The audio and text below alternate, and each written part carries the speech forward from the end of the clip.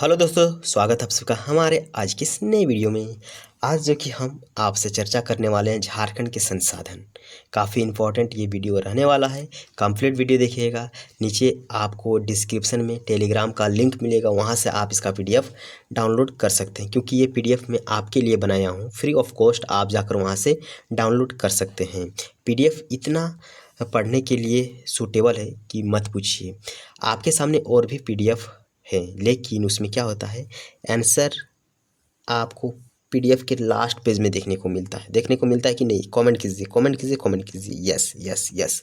लेकिन इस PDF में क्या है कि आंसर आपको जस्ट क्वेश्चन के नीचे ही देखने को मिल रहा है। इसमें क्या होगा, इसमें आप कम समय में ज़्यादा रिवीजन कर पाएंगे। एक बार प्रश्न पढ़िए, उत्तर देखिए, प्रश्न पढ़िए, उत्तर देखिए, प्रश्न पढ़िए, उत्तर देखिए। 2 मिनट में रिवीजन करके निकल जाइए एग्ज़ाम के लिए। ओके, बस ऐसा ही है ना?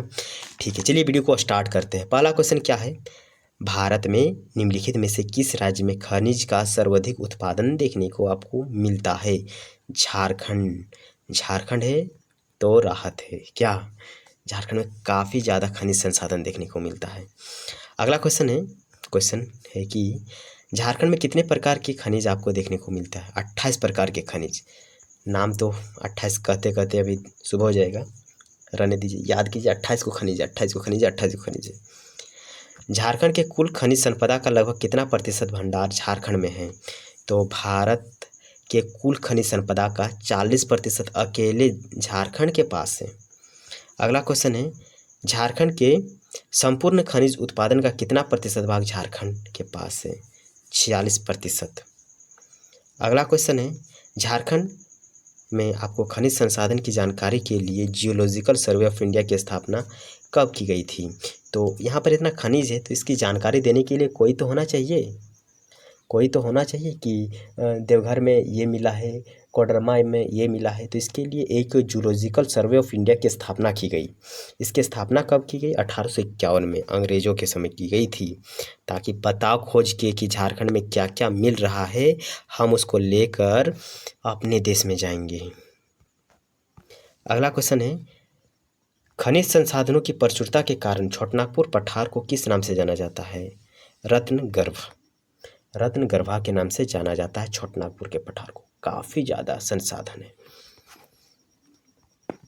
झारखंड के दक्षिणी छोटनागपुर की तुलना किस देश की रूर घाटी से की जाती है? तो जर्मनी के रूर घाटी से की जाती है दक्षिणी छोटनागपुर की तुलना। दोस्तों, ये वीडियो आप कहाँ से देख रहे हैं ज़रूर हमें कमेंट करके बताइए, और आपके ज़िला में, आपके क्षेत्र में कौन सा ऐसा खनिज संसाधन काफ़ी ज़्यादा मात्रा में देखने को मिलता है। जैसे कि मैं बोकारो से हूँ और यहाँ पर हमें कोयला बहुत ही ज़्यादा देखने को मिलता है। वैसे आपके भी क्षेत्र में, आपके भी इलाके में कुछ ना कुछ ज़्यादा मात्रा में देखने को मिलता है। जैसे कि अभी हमने जाना कि झारखंड में टोटल खनिज संपदाओं की संख्या 28 है। सेम उसी प्रकार 24 ज़िलों में कहीं ना कहीं आपको अलग अलग संसाधन देखने को मिलता है। अगर आप कमेंट करके हमें बता पाएंगे तो इससे आपका भी रिवीजन हो जाएगा और आपको भी थोड़ा सा याद रहेगा कि नहीं, हमारे क्षेत्र में ये चीज़ काफ़ी ज़्यादा मात्रा में है। अगला है खान अधिनियम। खान यानी जो खदान होता है ना, उसका अधिनियम कब पारित हुआ? तो 1901 में। अगला क्वेश्चन है, छोटनागपुर में कोयला निकालने वाली पहली कंपनी का क्या नाम है? तो Bengal Coal Company. Bengal Coal Company जो है कोयला निकालने वाला यहाँ का पहला कंपनी था। अगला क्वेश्चन है, झारखंड में कोयले की कुल कितनी खानें हैं? भाई इतना खदान, 207 गो खदान है दोस्तों, याद रखिए। मैं तो सोच रहा था 1-2 गो होगा। 1774 ईस्वी में झारखंड में सर्वप्रथम कोयला क्षेत्र की किस खान से कोयला का उत्खनन किया गया था? तो चांद, लुचिवाद और ये दोनों ही जो है यानी उपयुक्त क्वेश्चन सी, ये दोनों ही क्षेत्रों से पहले बार कोयला निकाला गया था। अगला क्वेश्चन है कि भारत के कुल कोयला उत्पादन का कितना प्रतिशत भाग झारखंड से प्राप्त होता है? कितना प्रतिशत भाग झारखंड से प्राप्त होता है? 49% कोयला खाली झारखंड से जाता है। ओके। अगला क्वेश्चन है, निम्नलिखित में से कौन सा क्षेत्र कोयला उत्पादित करने वाला दामोदर घाटी कोयला क्षेत्र के अंतर्गत नहीं आता है? तो झिवारी जो कि इसके अंतर्गत नहीं आता है। चंद्रपुरा बोकारो हो गया, रामगढ़ और कर्णपुरा हो गया और झरिया हो गया। यहाँ पर तो बहुत ही ज़्यादा आपको कोयला देखने को मिलता है, लेकिन झिवारी इस क्षेत्र में नहीं आता है। अगला क्वेश्चन क्या है, आइए जानते हैं। अगला क्वेश्चन है कि गिरिडीह किस कोयला क्षेत्र का उपक्षेत्र है। तो जो गिरिडीह है ये राजमहल कोयला क्षेत्र का उपक्षेत्र है। अगला क्वेश्चन है उत्तरी कोयला घाटी कोयला क्षेत्र में शामिल है लातेहार, डाल्टनगंज या उपयुक्त में से दोनों। तो उपयुक्त में से दोनों ही इसका जो कि सही आंसर रहने वाला है। निम्नलिखित में से कौन अजय नदी घाटी कोयला क्षेत्र में शामिल नहीं है। तो मांडू अजय कोयला जो क्षेत्र है यहाँ पर ये शामिल नहीं है। अगला है निम्नलिखित में से कौन राजमहल कोयला क्षेत्र में शामिल नहीं है।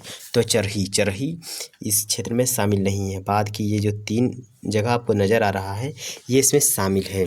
झरिया की कोयले खान लगभग कितने वर्ग किलोमीटर क्षेत्र में विस्तृत है। तो 450 वर्ग किलोमीटर के क्षेत्र में ये विस्तार किया हुआ है। अगला क्वेश्चन है, काफ़ी ज़्यादा बड़ा है, इसको छोटा कर लेता हूँ, चलिए ठीक है। क्वेश्चन क्या है कि झारखंड में मिलने वाले हेमेटाइट किस्म के लौह अयस्क में कितने प्रतिशत लोहा के अंश देखने को मिलता है। तो 65 से 70% लोहा का अंश देखने को मिलता है। अगला क्वेश्चन है झारखंड के किस जिले में देश का सर्वप्रथम लौह अयस्क उत्पादन किया गया था और वह लोहा अयस्क का सर्वाधिक खदान भी वहाँ पर ये खदानों हैं। तो सिंहभूम कहाँ है पता है ना, सिंहभूम ये नीचे झारखंड का ये नीचे वाला जो इलाका है ना यहाँ इधर सिंहभूम हो गया। अगला है सिंहभूम के कोल्टन क्षेत्र के किस स्थान पर हेमेटाइट किस्म का लोहा मिलता है। तो ये उपयुक्त तीनों। ओके। अगला क्वेश्चन है झारखंड में किस जिले में हेमेटाइट किस्म का लोहा मिलता है। तो सिंहभूम पलामू दोनों जगह में हेमेटाइट किस्म का लोहा मिलता है। दोस्तों वीडियो अगर अच्छा लग रहा है तो ज़रूर लाइक कमेंट शेयर और सब्सक्राइब कीजिएगा। इसके लिए आपको 1 रुपया देने का ज़रूरत नहीं है। ओके, लाइक कीजिएगा तो क्या होगा, मुझे वीडियो बनाने में मोटिवेशन मिलेगा।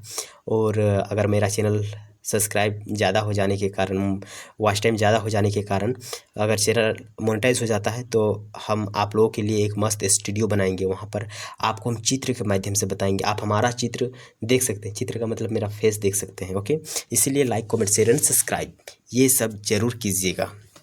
संपूर्ण विश्व का कितना प्रतिशत अभ्रक झारखंड से प्राप्त होता है।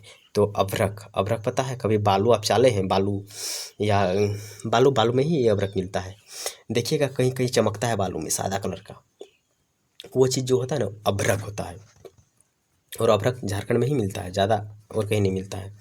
संपूर्ण देश का लगभग कितना प्रतिशत अभ्रक झारखंड से प्राप्त होता है। संपूर्ण देश का 72% झारखंड से खाली प्राप्त होता है। निम्नलिखित में से कौन सा कथन सत्य है। ए, बी और सी तीनों ही कथन सत्य है। अगला क्वेश्चन, झारखंड में मिलने वाले उत्तम किस्म के अभ्रकों को क्या कहते हैं। तो रूबी अभ्रक। ओके, रूबी अभ्रक उत्तम किस्म का अभ्रक है। अभ्रक तो बहुत प्रकार का, लेकिन उत्तम किस्म का अभ्रक कौन सा है, रूबी अभ्रक। झारखंड में अभ्रक की लगभग कितनी खाने हैं। तो 500 अभ्रक की खाने हैं। झारखंड में तांबे की महत्वपूर्ण खान किस जिले में है। तो तांबा आपको सिंहभूम में देखने को मिलता, तांबा सिंहभूम। ओके। अगला है सिंहभूम कॉपर कंपनी की स्थापना कब हुई थी। 1857 में। 1857 के विद्रोह के समय ना, 1857 के विद्रोह के समय ये शायद खुला था। अगला क्वेश्चन क्या है, कार्डोवा कंपनी कॉपर कंपनी का इंडिया कॉपर कॉरपोरेशन के नाम से कब पुनर्गठन किया गया। तो एक नाम था कार्डोवा कॉपर कंपनी, उसका नाम बदल कर दिया इंडिया कॉपर कॉरपोरेशन।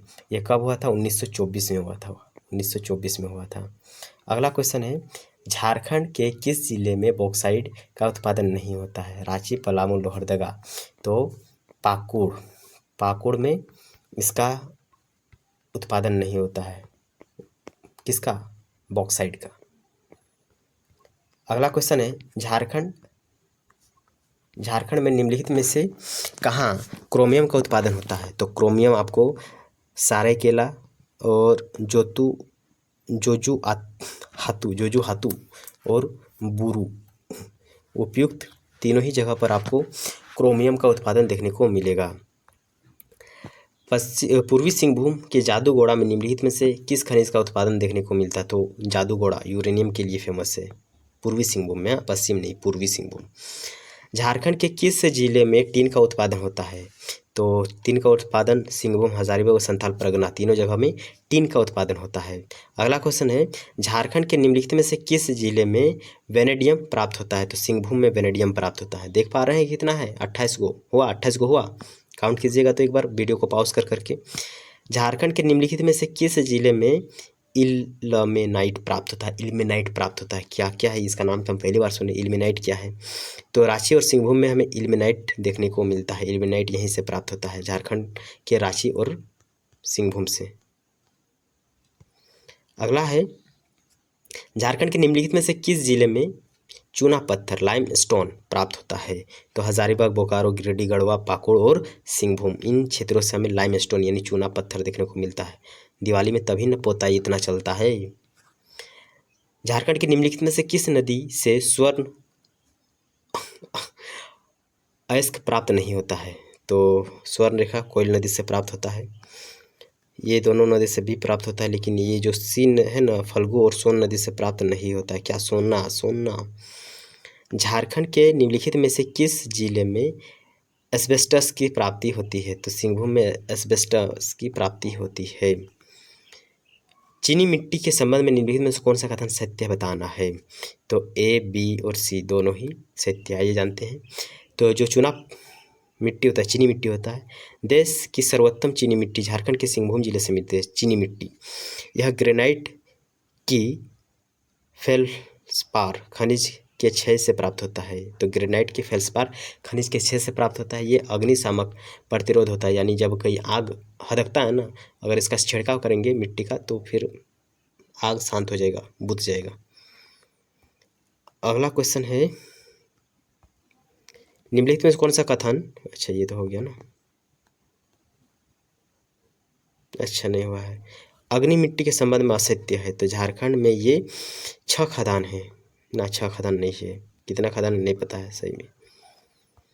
निम्नलिखित में से कौन सा जिला ग्रेनाइट और ग्रेफाइट का उत्पादन करता है? तो ग्रेनाइट और ग्रेफाइट का उत्पादन करने के लिए सिंहभूम और पलामू। ग्रेफाइट और ग्रेनाइट, सिंहभूम और पलामू, सिंहभूम और पलामू। ओके। अगला क्वेश्चन है, झारखंड में निम्नलिखित में से किस जिले में गार्नेनाइट का उत्पादन होता है? तो गार्नेनाइट का उत्पादन कहाँ देखने को मिलता है? हजारीबाग में। दोस्तों पीडीएफ आप ही के लिए है, पीडीएफ आप के लिए फ्री ऑफ कॉस्ट, टेलीग्राम में जाइए ले जाइए। झारखंड के निम्नलिखित में से किस जिले में सिलिका सैंड का उत्पादन होता है? तो देवघर, दुमका, हजारीबाग, कोडरमा, धनबाद, गिरिडीह में जो सिलिका सैंड है, सैंड मतलब बालू, ये आपको देखने को मिलेगा। अगला क्वेश्चन है कि झारखंड के निम्नलिखित में से किस जिले में डोलोमाइट प्राप्त नहीं होता है? तो गोड्डा में डोलोमाइट प्राप्त नहीं होता है, वैसे सिंहभूम और पलामू में आपको डोलोमाइट प्राप्त होगा। अगला क्वेश्चन है, झारखंड के निम्नलिखित में से किस जिले में फेल्सपार की प्राप्ति होती है? तो ये क्वेश्चन जो कि हमने कर लिया था, फेल्सपार देवघर, गिरिडीह, धनबाद, कोडरमा, हजारीबाग और पलामू। अगला क्वेश्चन क्या है, झारखंड में मैग्नीज अयस्क की प्राप्ति निम्नलिखित में से किस जिले से नहीं होती है?